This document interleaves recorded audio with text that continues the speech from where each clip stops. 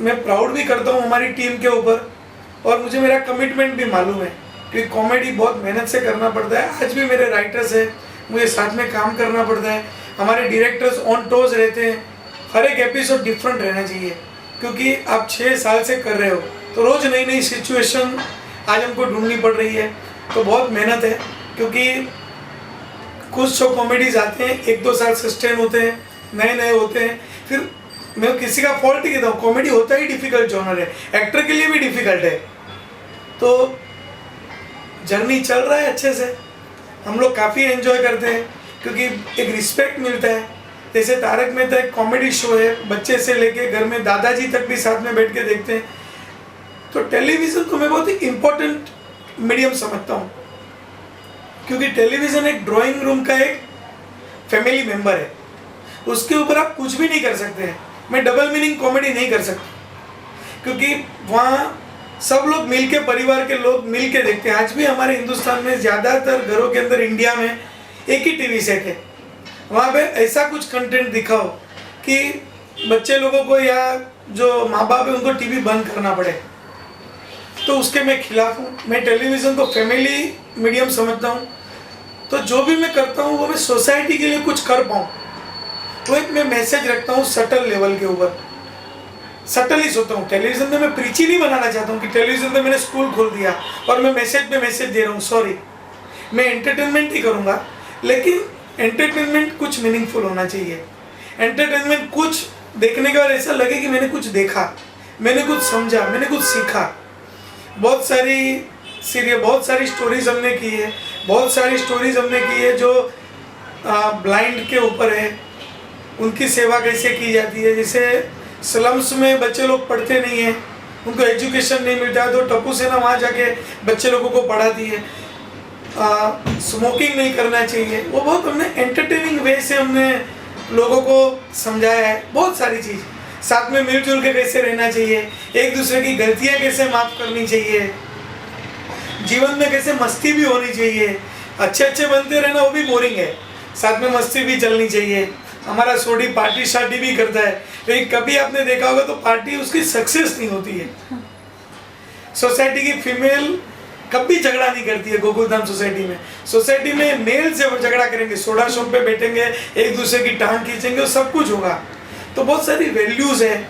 आज के बच्चों को सिखाएगी कि भाई आप किस तरह से साथ में मिलजुल के हम लोग रह सकते हैं। मुझे नहीं लगता कि कोई शो के प्रोड्यूसर को इतना प्यार मिलता होगा। मैं कहीं पे भी रेस्टोरेंट में जाता हूँ, कहीं पे भी लोगों को मिलता हूँ, लोग मेरे पास आते हैं, क्या आप तारक मेहता बनाते हैं, और मैं मुस्कुरा कर हाँ बोलता हूँ, तो लोग खुश हो जाते हैं, मेरे साथ फोटोग्राफ खींचते हैं, ऑटोग्राफ लेते हैं। वो मेरे लिए खुशी है और साथ में मेरा कमिटमेंट भी बढ़ जाता है कि लोग इतना प्यार करते हैं तो मुझे एपिसोड भी बहुत बढ़िया देना पड़ेगा। तो इसीलिए वही जो ऑडियंस का प्यार है, मेरे दर्शकों का प्यार है, वही मेरा टॉनिक है। मुझे और एक बात की खुशी है कि मैं लोगों को हंसा के अपना बिजनेस कर रहा हूँ, कोई किसी को रुला नहीं रहा हूँ, लोगों को खुशी दे रहा हूँ। तो मुझे भी एक रात को जब सोता हूँ तो अच्छी नींद आती है कि नहीं, मैं जो भी काम कर रहा हूँ अच्छा कर रहा हूँ, सोसाइटी और समाज के अंदर अच्छे विचार देता हूँ और लोग अल्टीमेटली स्ट्रेस बस्टर है, लोग हंसते हैं। और पता नहीं आज किसी को हंसाना बहुत डिफिकल्ट है, कोई लोग हंसते हैं, पता नहीं क्या दुआएं देते होंगे और क्या काम आता होगा। आपने जब वो कैरेक्टर सिलेक्ट किए तो आपके मन में कुछ ना कुछ होगा ना कि मेरे को फॉर एग्जांपल सोडी, कोई भी नोन फेसेस नहीं थे, तो वो कैरेक्टर चूज़ करने के टाइम पे कोई चैलेंजेस आपने फेस किया कि मतलब आपको लगा था कि चलो ये सोडी में मुझे पंजाबी बड़का में। हाँ, जो भी जब हमने कास्टिंग किया, शो का कास्टिंग बहुत डिफिकल्ट था क्योंकि बहुत नेचुरल शो था। तो मैं ऐसे फेसेस चाहता था जो लोग आइडेंटिफाई कर सके। दिलीप जोशी का, जेठालाल को तो मैं खुद ही फैन हूँ, तो वो तो ऑफकोर्स जब कॉमेडी करता हूँ तो मेरी फर्स्ट प्रायोरिटी रहती है। और दयाबेन का जो किरदार है, मुझे दिलीप भाई ने सजेस्ट किया था और भी 1-2 आर्टिस्ट ने सजेस्ट किया था कि आप ये आर्टिस्ट को मिलो। मुझे जो इम्प्रेशन था दयाबेन का, दिशा वाकानी का, मुझे लगता है कि वो मैंने उनके प्ले देखे थे तो मुझे उन्होंने कभी कोई कॉमेडी रोल मैंने उनका देखा नहीं था, तो मैं थोड़ा कंफ्यूज था कि वो कॉमेडी कर पाएगी कि नहीं कर पाएगी। मेरे ऑफिस में आए और उन्होंने कुछ मुझे मिमिक्रीज करके दिखाई, तो मैं तो हंस के पागल हो गया और मैंने सोचा आप ही करेंगे। और उन्होंने जो फिर वॉइस मॉड्यूलेशन किया और जिस तरह से बेहतरीन तरीके से जो पूरा शो अपने कंधे पे ले लिया, तो उनको तो सैल्यूट है। टप्पू में मुझे ऐसा बच्चा चाहिए था जो एक लगे कि बॉम्बे का बच्चा है, नॉर्मल बच्चा है, जो एक मिडिल क्लास को रिप्रेजेंट करता है, प्लस उसके मुंह पे शरारत भी होनी चाहिए, मस्ती होनी चाहिए। तो टप्पू भी बहुत अच्छा एक्टर नहीं था, लेकिन वो ग्रेजुअली बहुत अच्छा सीख गया। वो जब उसको मैंने लिया तो एक बार मैंने उसको रिजेक्ट किया।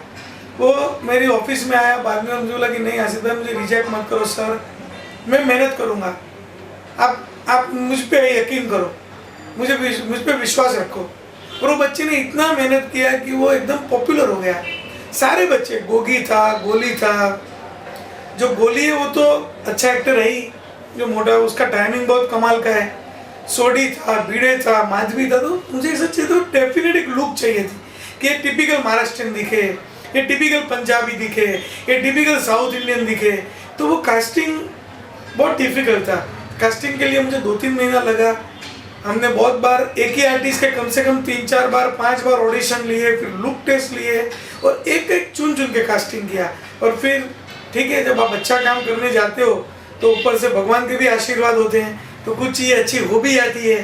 तारक मेहता का किरदार में मुझे कोई पॉपुलर फेस नहीं चाहिए था।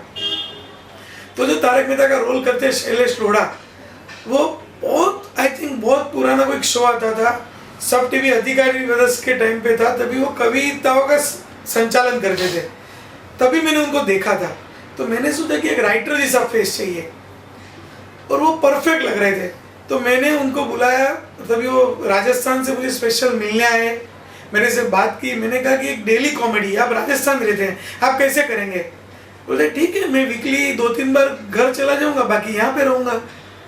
तो मुझे पहले तो हंसी आई कि ऐसे थोड़ी होता है कोई राजस्थान से अप डाउन करेगा, लेकिन उन्होंने किया 3 साल तक। जब वीकेंड होता था वो चले जाते थे जोधपुर और वापस बॉम्बे आ जाते थे, हमारे साथ शूटिंग करते थे। आज तो उनका फैमिली इधर आ गया है, लेकिन तो एक एक कास्टिंग है जो मेरा रिक्वायरमेंट था, जो मेरे माइंड में जो एक था कि नहीं ऐसा ही होना चाहिए। लकीली ऐसे लोग मिल गए, मेहनत करनी पड़ी, लेकिन आज और हर एक काम ने एक तकिया कलाम दिया। जब भी सेट बनता था मैं उनको वहाँ लेके जाता था, मैं उनको बोलता था आप फील करो, ये आपका घर है, ये आपकी सोसाइटी है, आपको यहाँ जीना है, यहाँ आपको रहना है, आप ये ज़िंदगी के साथ जियो, फील करो। सबको मोल्ड किया। स्टार्टिंग में सब लोग नए नए थे, तो थोड़ा टाइमिंग, थोड़ा एक्टिंग सबका वीक था, लेकिन पूरी टीम ने मेहनत किया। अब्दुल से लेके, भिड़े से लेके, पोपटलाल से, सब ने मेहनत किया और सब लोग पॉपुलर बन गए। उनका भी मेहनत है, मैं उन सबको सैल्यूट करता हूँ कि उन्होंने चैलेंज मेरे साथ लिया और मुझे सक्सेस किया। ये सीरियल चालू करने के पहले आपको ये एक्टर लोग को कुछ वर्कशॉप कराना पड़ा सीरियल चालू होने के पहले एज ए एक्टर एक्टिंग के लिए? ऑफ कोर्स वर्कशॉप कराना पड़ा। सब आर्टिस्ट लोग हम लोग मिलते थे। जब पूरा फाइनल कास्टिंग हो गया तो उसके बाद हम लोग सेट पे 2-3 बार जाते थे, ऑफिस में मिलते थे, सोचते थे। मेरे राइटर्स के साथ मैं बहुत कम से कम उस टाइम पे मैं जो भी क्रिएटिव मिलती उनके साथ शेयर करता था, क्योंकि देखो ऑलवेज वो सिंगल मैन विजन नहीं हो। विजन सिंगल मैन हो सकता है, एक आदमी का एक विजन हो सकता है, लेकिन जब आप उसको एग्जीक्यूट करने जाएंगे, कोई भी क्रिएटिव वर्क, चाहे फिल्म हो, टीवी सीरियल हो, विजन मेरा था, लेकिन वो विजन पॉसिबल नहीं है अगर आपके पास टीम नहीं है। ये ऑलवेज कलेक्टिव वर्क होता है। आपका अच्छा विजन वो सक्सेसफुल करने के लिए आप जितने लोगों को ज़्यादा आप शेयर करो, अच्छे सजेशन मानो और इसको इम्प्लीमेंट करो। तो लकीली मेरी टीम अच्छी थी। दयाशंकर पांडे करके जो मेरे दोस्त थे, वो डे 1 से मेरे साथ जुड़े थे। मेरे जो भी क्वेश्चन थे हम लोग मिल के सोचा करते थे। कुछ मेरे थिएटर्स के फ्रेंड थे, और भी बहुत राइटर्स थे जो अभी नहीं जुड़ पाए, पहले मेरे साथ में थे। पहले 100 एपिसोड तक मेरे पास 7-8 राइटरों की टीम थी, वो सबका ही योगदान था। हम लोग सब मिल के सोच रहे थे। फिर वो धीरे धीरे कुछ लोग थक गए कॉमेडी करते करते, कुछ लोगों को लगा कि टेलीविज़न में नहीं मज़ा आता है, बहुत डिमांडिंग है, रोज़ प्रेशर होता है, कुछ लोग नहीं कर पाए। कुछ लोग को ऐसा लगा कि तारक मेहता हमको भी एनकेश कर लेना चाहिए, और जगह बहुत जाके पैसे कमाएंगे। वो भूल गए कि तारक मेहता एक अच्छा क्रिएशन है, साथ में जुड़े रहना चाहिए।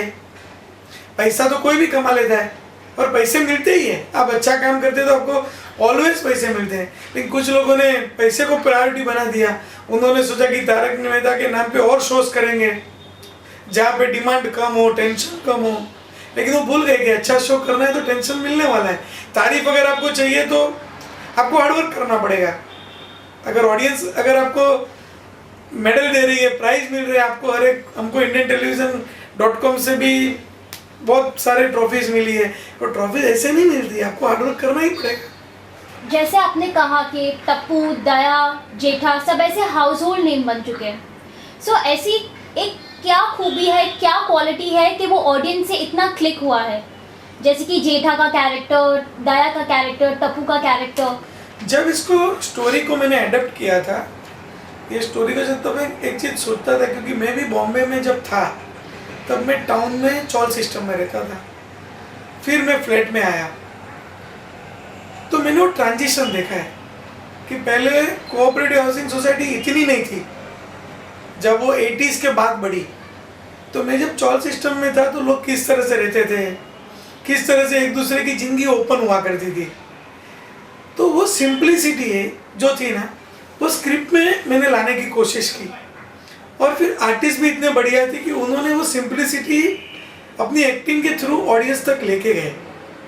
क्योंकि दिलीप भाई भी थे, वो भी टाउन में रहते थे, वो भी सिंप्लिसिटी समझते, हम लोगों का जो थॉट है बहुत मैच होता है, तो कोई नकली नहीं था, जो भी सब एक्टिंग करते हैं नेचुरल करते हैं।